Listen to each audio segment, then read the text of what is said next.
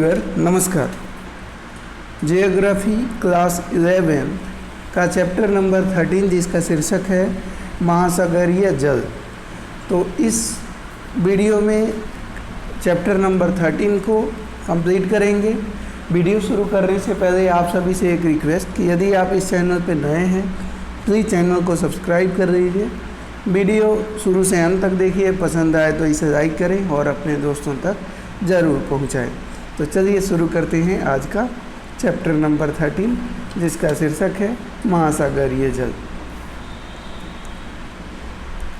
क्या आप जल के बिना जीवन की कल्पना कर सकते हैं? कहा जाता है कि जल ही जीवन है। जल पृथ्वी पर रहने वाले सभी प्रकार के जीवों के लिए आवश्यक घटक है। पृथ्वी के जीव सब सौभाग्यशाली हैं कि यह एक जलीय ग्रह है, अन्यथा हम लोगों का अस्तित्व ही नहीं होता। जल हमारे सौर मंडल का दुर्लभ पदार्थ है। सूर्य अथवा सौर मंडल में अन्यत्र कहीं भी जल नहीं है। सौभाग्य से पृथ्वी के धरातल पर जल की प्रचुर आपूर्ति है। हमारे ग्रह को नीला ग्रह इसी कारण से कहा जाता है। जलीय चक्र। जल एक चक्रीय संसाधन है जिसका प्रयोग एवं पुनः आप इसको पॉज करके देख सकते हैं। प्रयोग एवं पुनः प्रयोग किया जा सकता है। जल एक चक्र के रूप में महासागर से धरातल पर और धरातल से महासागर तक पहुंचता है। जलीय चक्र पृथ्वी पर, इसके नीचे व पृथ्वी के ऊपर वायुमंडल में जल के संचालन की व्याख्या करता है। जलीय चक्र करोड़ों वर्षों से कार्यरत है और पृथ्वी पर सभी प्रकार का जीवन इसी पर निर्भर करता है। वायु के बाद जल पृथ्वी पर जीवन के अस्तित्व के लिए सबसे आवश्यक तत्व है। पृथ्वी पर जल का वितरण असमान है। बहुत से क्षेत्रों में जल की प्रचुरता है जबकि बहुत से क्षेत्रों में यह सीमित मात्रा में उपलब्ध है। जलीय चक्र पृथ्वी के जल मंडलों में विभिन्न रूपों अर्थात गैसों, तरल व ठोस में जल का परिसंचरण है। इसका संबंध महासागरों, वायुमंडल, भूपृष्ठ, अधस्थल और जीवों के बीच जल के सतत आदान प्रदान से भी है। ये तालिका आप देख सकते हैं। पृथ्वी पर जल का वितरण महासागर में 10 लाख घन किलोमीटर, ये 10 लाख घन किलोमीटर। महासागर में 1370 जो कि कुल का 97.25% है। हिमानी एवं हिमटोपी में 29 जो कि कुल का 2.05% है। भूमिगत जल 9.5 जो कि कुल का 0.68% है। झीलें 0.125 जो कुल का 0.01%। मृदा में नमी जो है 0.065 और ये कुल परसेंटेज है 0.05। वायुमंडल 0.013 जो कि कुल का 0.01%। नदी नाले जो कि 0.0017 जो कि कुल का 0.0001 है। वहीं जयमंडल में 0.0006 जो कि कुल का 0.00004 ये है। आगे ये सारणी दिया हुआ गया है कि जल चक्र के घटक एवं प्रक्रियाएं। घटक की बात करें तो महासागरों में संग्रहित जल, प्रक्रियाएं वाष्पीकरण, वाष्पोत्सर्जन और ऊर्ध्वपातन। वायुमंडल में जल संघनन, वर्षण। हिम एवं बर्फ में पानी का संग्रहण, हिम पिघलने पर नदी के रूप में बहना। धरातलीय जल प्रवाह, जलधारा के रूप में ताज़ा जल संग्रहण व जल रिसाव। भौम जल संग्रहण, भौम जल का विसर्जन, झरने। सारणी 13.1 पृथ्वी के धरातल पर जल के वितरण को दर्शाती है। पृथ्वी पर पाए जाने वाले जल का लगभग 71% भाग महासागरों में पाया जाता है।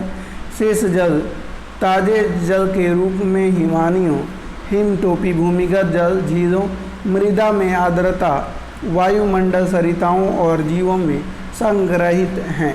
धरातल पर गिरने वाले जल का लगभग 59% भाग महासागरों एवं अन्य स्थानों से वाष्पीकरण के द्वारा वायुमंडल में चला जाता है। शेष भाग धरातल पर बहता है, कुछ भूमि में रिस जाता है और कुछ भाग हिमनद का रूप ले लेता है। चित्र संख्या 13.1 में देख सकते हैं आप। उल्लेखनीय है कि पृथ्वी पर नवीनीकरण योग्य जल निश्चित मात्रा में है, जबकि मांग तेजी से बढ़ती जा रही है। इसके कारण विश्व में विभिन्न भागों में स्थानिक एवं कालिक दोनों रूपों में जल का संकट पैदा हो जाता है। नदी जल के प्रदूषण ने इस संकट को और बढ़ा दिया है। आप जल की गुणवत्ता को कैसे सुधार सकते हैं तथा जल की उपलब्ध मात्रा में वृद्धि कर सकते हैं। महासागरीय अधस्थल का उचावच। महासागर पृथ्वी की बाहरी परत में बृहद गर्तों में स्थित है। इस खंड में हम पृथ्वी के महासागरीय बेसिन की प्रकृति एवं उनकी भू आकृति का अध्ययन करेंगे। महाद्वीपों के विपरीत महासागर एक दूसरे में इतने स्वाभाविक ढंग से विलय हो जाते हैं कि उनका सीमांकन करना कठिन हो जाता है। भूगोलविदों ने पृथ्वी के महासागरीय भागों को 5 महासागरों में विभाजित किया है। उनके नाम प्रशांत, अटलांटिक, हिंद, दक्षिण महासागर एवं आर्कटिक। अनेक समुद्र खाड़ियाँ, गल्फ तथा अन्य निवेशिकाएँ इन 5 बड़े महासागरों के भाग हैं। महासागरीय अधस्थल का प्रमुख भाग समुद्र तल के नीचे 3 से 6 किलोमीटर के बीच पाई जाती है।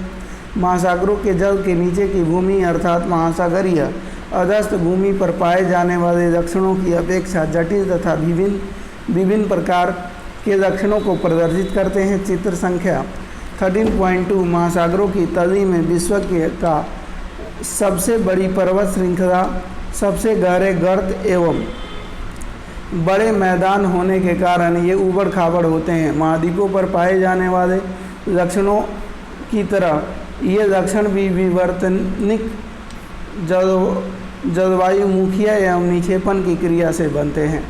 महासागरीय अधस्थल का विभाजन। महासागरीय अधस्थल की 4 प्रमुख भागों में बांटा जा सकता है। महाद्वीपीय ढाल, गहरे समुद्र मैदान, महासागरीय गभीर। इस विभाजन के अतिरिक्त महासागरीय तली पर कुछ बड़े तथा छोटे उचावच संबंधी लक्षण पाए जाते हैं, जैसे कटकें, पहाड़ियाँ, समुद्री टीला, निम्नगन द्वीप, खाइयाँ एवं खड आदि। महाद्वीपीय शेल्फ। महाद्वीपीय शेल्फ प्रत्येक महाद्वीप का विस्तृत सीमांत होता है, जो अपेक्षाकृत उथले समुद्रों तथा खाड़ियों से घिरा होता है। यह महासागर का सबसे उथला भाग होता है, जिसकी औसत प्रवणता 1 डिग्री या उससे भी कम मानी जाती है। यह शेल्फ अत्यंत तीव्र ढाल पर समाप्त होता है, जिसे शेल्फ अवकाश कहा जाता है। महाद्वीपीय शेल्फ की चौड़ाई एक महासागर से दूसरे महासागर में भिन्न होती है। महाद्वीपीय शेल्फों की औसत चौड़ाई 80 किलोमीटर होती है। कुछ सीमांतों के साथ शेल्फ नहीं होते अथवा अत्यंत संकीर्ण होते हैं, जैसे कि चिली के तट पर तथा सुमात्रा के पश्चिमी तट इत्यादि पर। इसके विपरीत आर्कटिक महासागर में साइबेरियन शेल्फ विश्व में सबसे बड़ा, जिसकी चौड़ाई 1500 किलोमीटर है। शेल्फ की गहराई भी भिन्न भिन्न होती है। कुछ क्षेत्रों में यह 30 मीटर और कुछ क्षेत्रों में 600 मीटर गहरी होती है। महाद्वीपीय शेल्फों पर अवसादों की मोटाई भी अलग अलग होती है। ये अवसाद भूमि से नदियाँ, हिम नदियों तथा पवन द्वारा लाए जाते हैं और तरंगों तथा धाराओं द्वारा वितरित किए जाते हैं। महाद्वीपीय शेल्फों पर लंबे समय तक प्राप्त स्थूल तलछटी अवसाद जीवाश्म ईंधन के स्रोत बनते हैं। महाद्वीपीय ढाल महासागर बेसिनों और महाद्वीपीय शेल्फ को जोड़ता है। इसकी शुरुआत वहाँ होती है जहाँ महाद्वीपीय शेल्फ की तली तीव्र ढाल में परिवर्तित हो जाती है। ढाल वाले प्रदेश की प्रवणता 2 से 5 डिग्री के बीच होता है। ढाल वाले प्रदेश की गहराई 200 मीटर एवं 3000 मीटर के बीच होती है। ढाल का किनारा महाद्वीपों के समाप्ति को इंगित करता है। इसी प्रदेश में कैनियन यानी गंभीर खड्ड एवं खाइयाँ दिखाई देती है। गंभीर सागरीय मैदान महासागरीय बेसिनों के मंद ढाल वाले क्षेत्र में होते हैं। ये विश्व के सबसे चिकने तथा सबसे सपाट भाग हैं। इनकी गहराई 3000 से 6000 मीटर के बीच होती है। ये मैदान महीन कणों वाले अवसादों जैसे मृत्तिका एवं गाद से ढके होते हैं। महासागरीय गर्त, ये महासागरों के सबसे गहरे भाग होते हैं। ये गर्त अपेक्षाकृत खड़े किनारों वाले संकीर्ण बेसिन होते हैं। अपने चारों ओर की महासागरीय तली की अपेक्षा ये 3 से 5 किलोमीटर तक गहरे होते हैं। ये महाद्वीपीय ढाल के आधार तथा द्वीपीय चापों के पास स्थित होते हैं एवं सक्रिय ज्वालामुखी तथा प्रबल भूकंप वाले क्षेत्रों से संबंधित होते हैं। यही कारण है कि ये प्लेटों के संचलन के अध्ययन के लिए काफ़ी महत्वपूर्ण हैं। अभी तक लगभग 57 गर्तों को खोजा गया है, जिनमें से 32 प्रशांत महासागर में, 19 अटलांटिक महासागर में तथा 6 हिंद महासागर में हैं। ऊंचावच की लघु आकृतियाँ, ऊपर बताए गए महासागरीय अधस्थल के प्रमुख ऊंचावचों के अतिरिक्त कुछ लघु किंतु महत्वपूर्ण आकृतियाँ महासागरों के विभिन्न भागों में प्रमुखता से पाई जाती हैं। मध्य महासागरीय कटक, एक मध्य महासागरीय कटक पर्वतों की 2 श्रृंखलाओं से बना होता है जो एक विशाल अवनमन द्वारा अलग किए गए हैं। इन पर्वत श्रृंखलाओं के शिखर की ऊंचाई 2500 मीटर तक हो सकती है तथा इनमें से कुछ समुद्र की सतह तक भी पहुंच सकती हैं। इसका उदाहरण आइसलैंड है, जो मध्य अटलांटिक कटक का एक भाग है।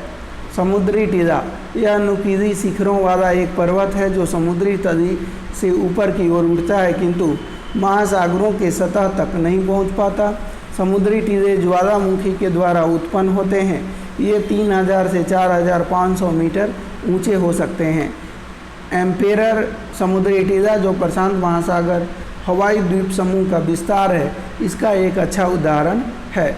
सबसे सपाट जलमग्न कैनियन, यह गहरी घाटियाँ होती हैं जिनमें से कुछ की तुलना कोलोरेडो नदी की ग्रैंड कैनियन से की जा सकती है। कई बार ये बड़ी नदियों के मुहाने से आगे की ओर विस्तृत होकर महाद्वीपीय सर्प व ढालों को आर पार काटती नजर आती हैं।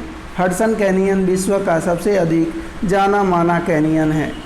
निमग्न द्वीप, यह चपटे शिखर वाले समुद्री टीले हैं। इन चपटे शिखर वाले जलमग्न पर्वतों के बनने की अवस्थाएं क्रमिक अवतरण के साक्ष्यों द्वारा प्रदर्शित होती हैं।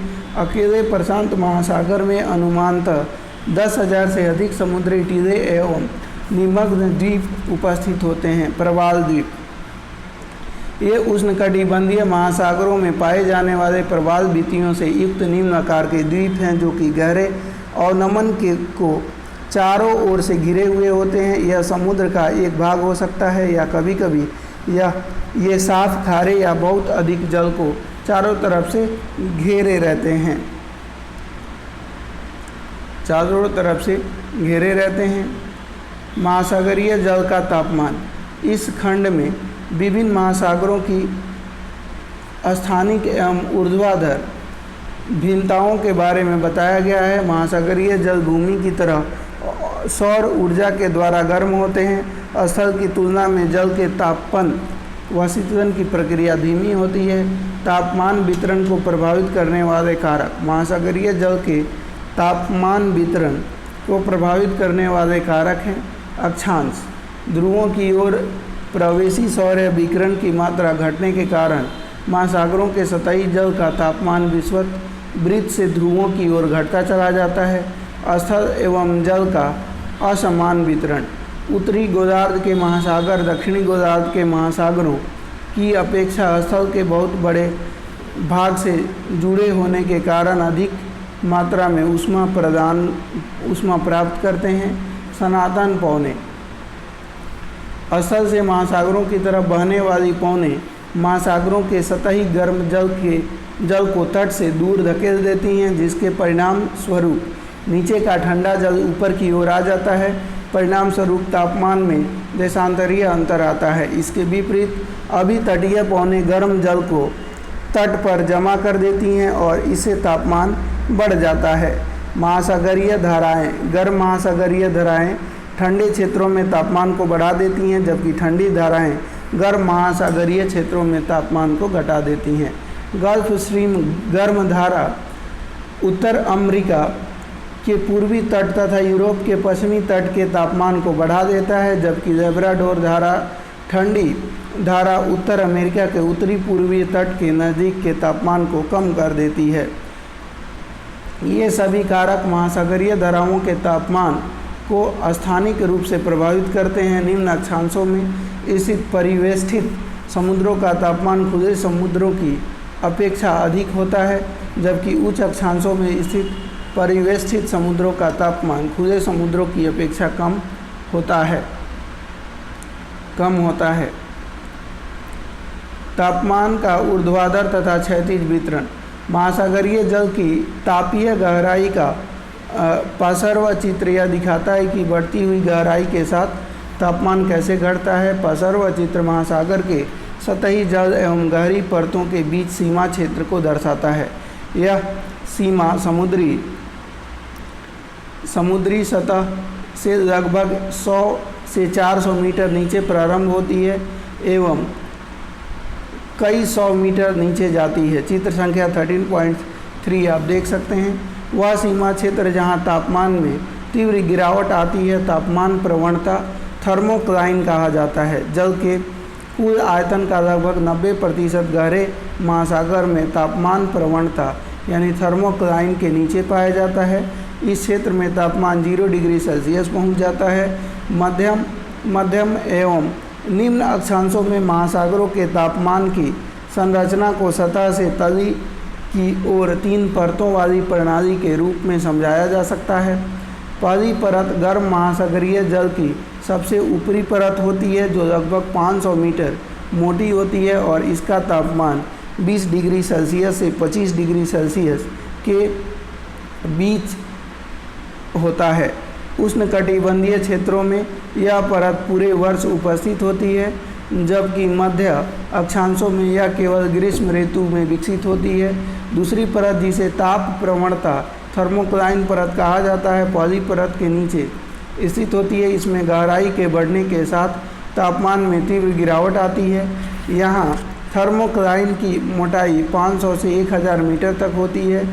तीसरी परत बहुत अधिक ठंडी होती है तथा गंभीर महासागरीय तली तक विस्तृत होती है। आर्कटिक एवं अंटार्कटिक वृत्तों में सतही जल का तापमान 0 डिग्री सेल्सियस के निकट होता है और इसलिए गहराई के साथ तापमान में बहुत कम परिवर्तन होता है। यहाँ ठंडे पानी की केवल एक ही परत पाई जाती है, जो सतह से गंभीर महासागरीय तली तक विस्तृत होती है। महासागरों की सतह के जल का औसत लगभग 27 डिग्री सेल्सियस होता है और यह विषुवत वृत्त से ध्रुवों की ओर क्रमिक ढंग से कम होता जाता है। बढ़ते हुए अक्षांशों के साथ तापमान के घटने की दर सामान्यतः प्रति अक्षांश 0.5 डिग्री सेल्सियस होती है।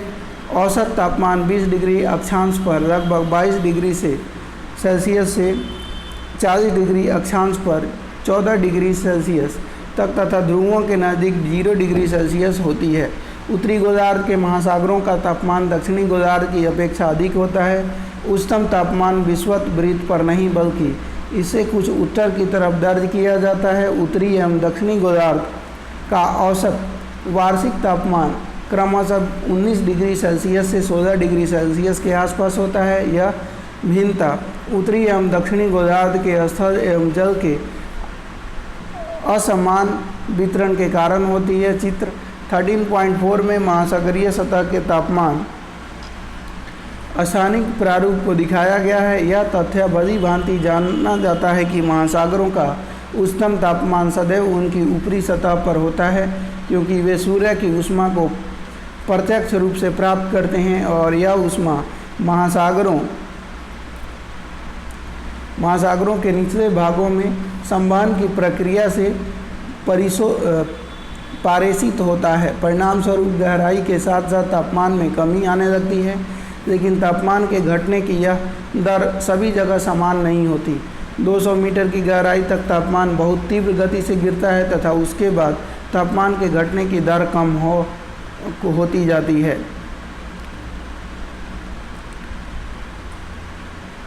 महासागरीय जल की लवणता, चाहे वर्षा का जल हो या महासागरों का, प्रकृति में उपस्थित सभी जलों में खनिज लवण घुले हुए होते हैं। लवणता वह शब्द है जिसका उपयोग समुद्री जल में घुले हुए नमक की मात्रा को निर्धारित करने में किया जाता है। सारणी 13.4 इसका परिकलन 1000 ग्राम 1 किलोग्राम समुद्री जल में घुले हुए नमक ग्राम की मात्रा द्वारा किया जाता है।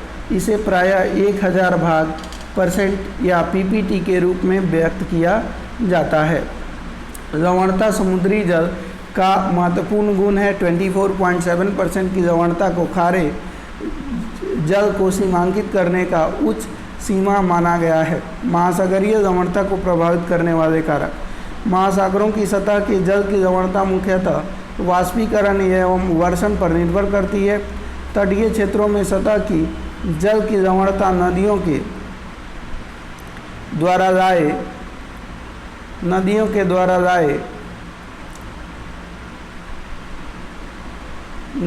द्वारा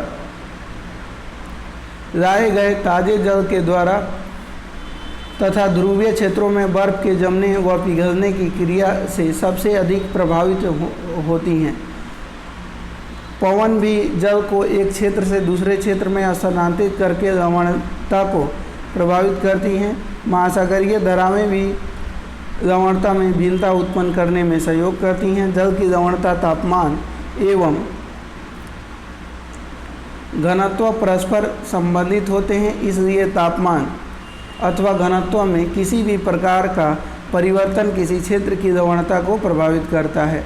उच्चतम लवणता वाले क्षेत्र, मृत सागर में 238%, टर्की की वान झील में 330%, ग्रेट सॉल्ट में बात करें तो 220%। लवणता का क्षैतिज वितरण, सामान्य खुले महासागर की लवणता 33% से 37% के बीच होती है। चारों तरफ स्थल से घिरे लाल सागर में यह 41% तक होती है, जबकि आर्कटिक एवं ज्वार नदमुख में मौसम के अनुसार लवणता 0 से 35 डिग्री के बीच पाई जाती है। गर्म तथा शुष्क क्षेत्रों में जहां वाष्पीकरण उच्च होती है, कभी कभी वहां की लवणता 70% तक पहुंच जाती है। प्रशांत महासागर के लवणता में भिन्नता मुख्यतः इसके आकार एवं बहुत अधिक क्षेत्रीय विस्तार के कारण है। उत्तरी गोलार्ध के पश्चिमी भागों में लवणता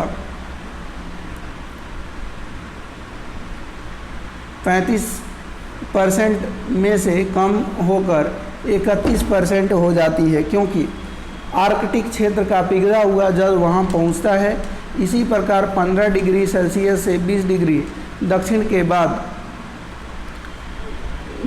यह तक 33% तक घट जाता है। अटलांटिक महासागर की औसत लवणता 36% के लगभग है। उच्चतम लवणता 15 डिग्री से 20 डिग्री अक्षांश के बीच दर्ज की गई है। अधिकतम लवणता 20 डिग्री नॉर्थ और 30 डिग्री नॉर्थ तथा 20 डिग्री वेस्ट से 60 डिग्री वेस्ट के बीच पाई जाती है। यह उत्तर की ओर क्रमिक रूप से घटती जाती है। उच्च अक्षांश में स्थित होने के बावजूद उत्तरी सागर में उत्तरी अटलांटिक प्रवाह के द्वारा लाए गए अधिक लवणीय जल के कारण अधिक लवणता पाई जाती है। बाल्टिक समुद्र की लवणता कम होती है, क्योंकि इसमें बहुत अधिक मात्रा में नदियों का पानी प्रवेश करता है। भूमध्य सागर की लवणता उच्च वाष्पीकरण के कारण अधिक होती है। काले सागर की लवणता नदियों के द्वारा अधिक मात्रा में लाए जाने वाले ताजे जल के कारण कम होती है। हिंद महासागर की औसत लवणता 35% है। बंगाल की खाड़ी में गंगा नदी के जल के मिलने से लवणता की प्रवृत्ति कम पाई जाती है। इसके विपरीत अरब सागर की लवणता उच्च वाष्पीकरण एवं ताजे जल की कम प्राप्ति के कारण अधिक है। चित्र 13.5 विश्व के महासागरों की लवणता को दर्शाता है। लवणता का ऊर्ध्वाधर वितरण, गहराई के साथ लवणता में परिवर्तन आता है, लेकिन इसमें परिवर्तन समुद्र की स्थिति पर निर्भर करता है। सतह की लवणता जल के बर्फ या वाष्प के रूप में परिवर्तित हो जाने के कारण बढ़ जाती है या ताज़े जल के मिल जाने से घटती है, जैसा कि नदियों के द्वारा होता है। गहराई में लवणता लगभग नियत होती है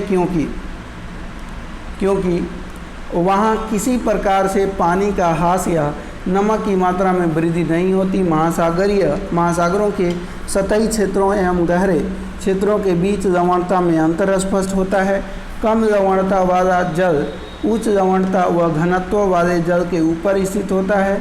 लवणता साधारणतः गहराई के साथ बढ़ती है तथा एक स्पष्ट क्षेत्र जिसे हेलोक्लाइन कहा जाता है में यह तीव्रता से बढ़ती है। लवणता समुद्री जल के घनत्व को प्रभावित करता है तथा महासागरीय जल के स्तरीकरण को प्रभावित करता है। यदि अन्य कारक स्थिर रहें तो समुद्र जल की बढ़ती लवणता उसके घनत्व को बढ़ाती है।